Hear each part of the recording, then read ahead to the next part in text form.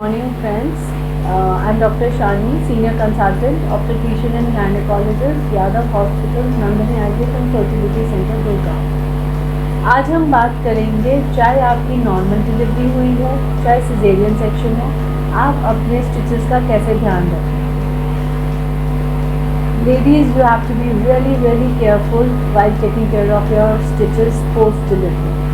Normal delivery में हम क्योंकि नीचे से एक क्लीन कट देते हैं which is called as episiotomy, ताकि उसमें हमें स्पेस बन जाती है बच्चे को डिलीवर करने में। और उसमें हम सूचर्स करते हैं 3 लेयर में, एक नीचे अंदर वजाइना में होती है, तो मसल लेयर बाहर की और स्किन में है।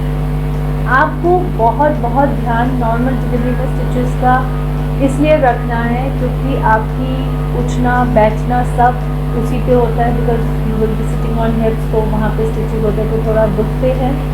दूसरा, ब्लीडिंग भी होती है वहाँ से, बिकॉज वेजाइनल स्टिचेस हैं।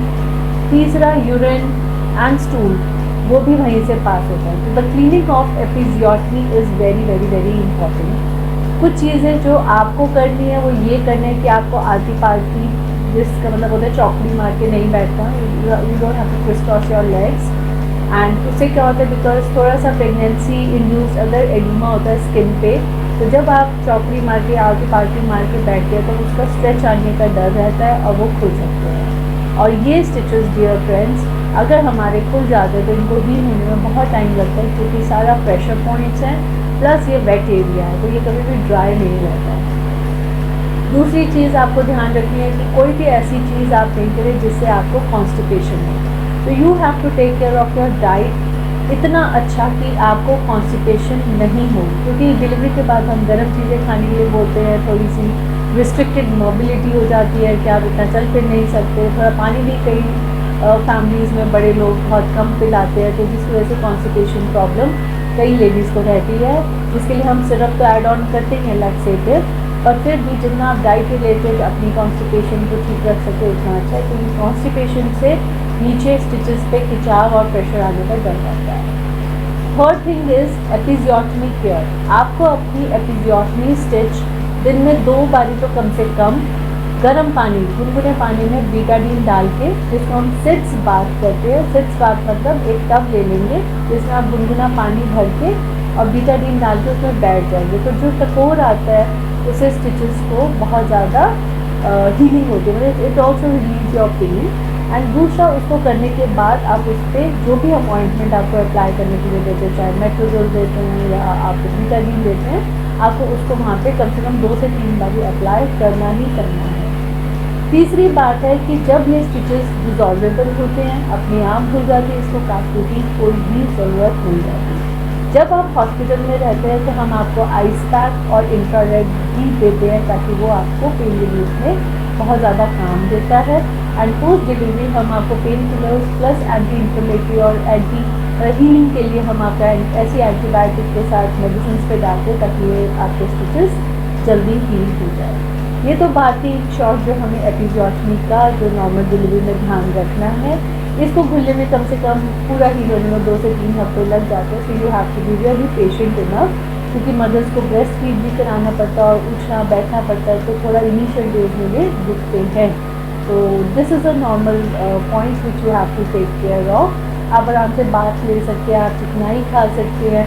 एक बहुत बड़ा मिथ है कि चिकना नहीं देना, टाँके पक जाएंगे, जो सिजेरियन के लिए ज़्यादा बोला जाता है। तो मैं हमेशा यही कहती हूँ, अगर ऐसा होता है तो नॉर्मल डिलीवरी में घी को छूने भी नहीं देना चाहिए, क्योंकि स्टिचेस तो वहाँ पे भी आते हैं और वो तो सबसे गंदे स्टिचेस हैं, क्योंकि ब्लीडिंग, स्टूल, यूरिन सब वहीं से जाता है, उठना बैठना सारा प्रेशर पॉइंट वहाँ पे है, तो वो तो सबसे ज़्यादा पकने चाहिए। जबकि सारे बड़े नॉर्मल डिलीवरी में खिला देते हैं, सिजेरियन में नहीं खिलाते, तो ये मिथ है, ऐसा कुछ भी नहीं है। सिजेरियन में तो बल्कि क्लीन कट रहता है, वहाँ पे ना कोई स्टूल यूरिन कुछ भी नहीं है, it's a very sterile area जहाँ पे ड्रेसिंग कर दी जाती है, तो घी का इससे कोई रिलेटेड नहीं है।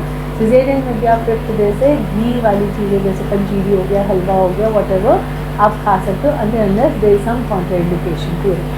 दूसरी बात है, कॉन्स्टिपेशन आपको इवन सिजेरियन डिलीवरी में भी नहीं होने देना, क्योंकि जहाँ आप पेट पे प्रेशर डालोगे वो स्टिचेस से थोड़ा बहुत खिंचाव पेट में आता ही आता है, जिसकी वजह से मदर को बहुत पेन होता है।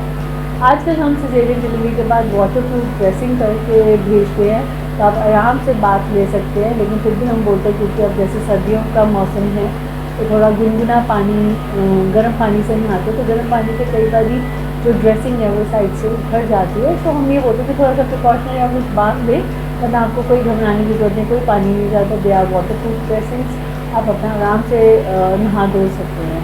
बेल्ट लगाने के लिए हम सिजेरियन डिलीवरी में जब आप स्टिच रिमूवल के लिए आते हैं तब करते हैं। तो सिजेरियन सेक्शन में अगर मैं बोलूँ स्टिच का ध्यान रखना है तो सिर्फ ये देखना है कि आपका पानी स्टिचेज में नहीं जाए, मतलब even after water proof dressing. दूसरा, आपको घी वगैरह आप खा सकते हैं। और जब स्टिच रिमूवल हो जाता है और as a doctor I advise you कि अब आप नहा लो, आप कर लो, and then we ask you to apply belt. और बेल्ट इसलिए नहीं दी जाती कोई स्टिचेस के लिए, बेल्ट आपको दी जाती है ताकि आपके बैक सपोर्ट के लिए काम है, जो हम नॉर्मल डिलीवरी में भी कई लोगों को रिकमेंड करते हैं जिनका बहुत फैट है या कुछ है, क्योंकि पोस्टरल बैक एक बहुत ज़्यादा रहती है। तो belt is not only for the lax tummy या उसको सपोर्ट करने के लिए नहीं है, बल्कि आपकी बैक को भी सपोर्ट करने के लिए है। नॉर्मली हम 7th-8th डे पे depending upon the skin type, caesarean में हम डिजॉल्वेबल भी लगाते हैं और कट करने वाले भी लगाते हैं। वो पेशेंट टू पेशेंट वेरी करता है, इसका पहला सिजेरियन है, इतनी पेशेंट ओबीज है या कुछ उसके हाई रिस्क है, डायबिटीज़ है, हाइपरटेंशन है, तो हम कट करने वाले लगाते हैं। थिन पेशेंट है, पतली सी स्किन है, कोई ज़्यादा बोलने तो हम डिजॉल्वेबल भी लगा देते हैं। तो normally stitch removal is done between 8 to 10 days depending upon period caesarean या प्राइमरी या पहला प्रेगनेंसी है। और स्टिच रिमूवल के बाद हम आपको बेल्ट लगाने के लिए बोलते हैं। एंड नॉर्मल आप जैसे अपने स्टिचेस का ध्यान रखें, जिसमें सिर्फ एक ऑइंटमेंट लगाने के लिए दी जाती है। And once the skin gets healed up, we ask you to just apply coconut oil. So dear friends, this is overview about how to take care of your stitches post delivery. Thank you so much.